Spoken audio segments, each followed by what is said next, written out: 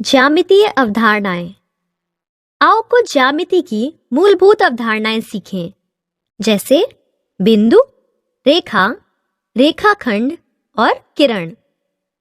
अब यहाँ पर जो लाल डॉट है उसे बिंदु कहते हैं। बिंदु एक बहुत ही सूक्ष्म या बहुत ही छोटा डॉट है। आप भी एक नुकीली पेंसिल से कागज के एक टुकड़े पर एक बिंदु बना सकते हैं। आमतौर पर बिंदु को बड़े अक्षर से नामांकित किया जाता है, तो मैंने इस स्थिति में यहाँ इस बिंदु को नाम दिया है P। तो यह बिंदु है। आप बिंदु कहाँ देख सकते हैं? सामान्यतः आप बिंदु एक नक्शे पर देखते हैं। वो बिंदुओं की सहायता से विभिन्न शहरों या राजधानियों को दिखाते हैं। इसलिए बिंदु मुख्यतः स्थिति को दिखाने के लिए प्रयोग किए जाते हैं और बिंदु की कोई लंबाई, चौड़ाई या मोटाई नहीं होती। आप कह सकते हैं कि मैं लंबाई या बिंदु की मोटाई को माप सकता हूँ। यह बहुत ही छोटी हो सकती है, मिलीमीटर या आधे मिलीमीटर भी, लेकिन मैं अभी भी इसे माप सकता हूँ। हाँ, आप माप सकते हैं क्योंकि आप बिंदु का एक चित्र आरेखित कर रहे हैं। बिंदु का जो विचार ऐसा है कि इसकी लंबाई, चौड़ाई या मोटाई नहीं है, लेकिन आप जो करने का प्रयास कर रहे हैं, आप उस विचार का चित्रण करने की कोशिश कर रहे हैं, परंतु विचार को अपने आप में नहीं।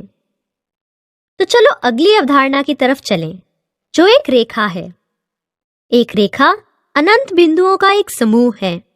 ऐसा लगता है जैसे अनगिनत बिंदु एक साथ मिलकर एक रेखा बनाते हैं। तो आप यहाँ जो रेखा देख रहे हैं वह सीधी रेखा है और अनंत है। इसका मतलब है कि इसका कोई अंत नहीं है, न यहाँ कोई शुरुआत है और ना ही कोई अंत। यह दोनों ही दिशाओं में अनंत तक बढ़ती है। क्या आप यहाँ तीर देख रहे हैं? यह तीर बताते हैं कि रेखा दोनों तरफ लगातार अनिश्चित दूरी तक बढ़ सकती है।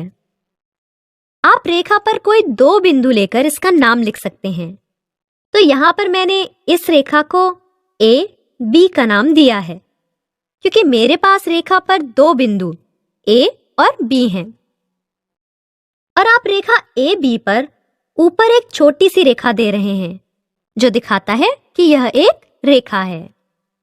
रेखा की कोई मोटाई नहीं होती, लेकिन इसकी लंबाई होती है, परंतु आप इसे माप ही नहीं सकते।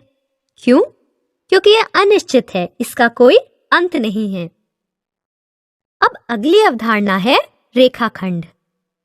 एक रेखाखंड रेखा का ही एक हिस्सा है, जिसके कि दो अनंत बिंदु होते हैं। आप यहाँ पर दो बिंदु A और B देख सकते हैं। A आरंभिक बिंदु है और B अंत बिंदु। आप देख सकते हैं कि रेखाखंड का नाम AB है और इसके ऊपर एक छोटा सा डैश या लकीर है, जो कि दिखाता है कि यह एक रेखाखंड है। इसकी भी मोटाई नहीं होती, लेकिन यह रेखा का ही एक हिस्सा है, परंतु यहाँ पर लंबाई को मापा जा सकता है।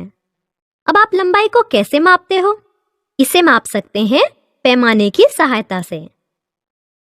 अब किरण की अवधारणा। किरण भी एक रेखा का ही हिस्सा है, परंतु यह एक ही दिशा में अनिश्चित दूरी तक बढ़ती रहती है। इसलिए इसका भी एक आरंभिक बिंदु है, जिसे इसका उद्गम बिंदु कहते हैं।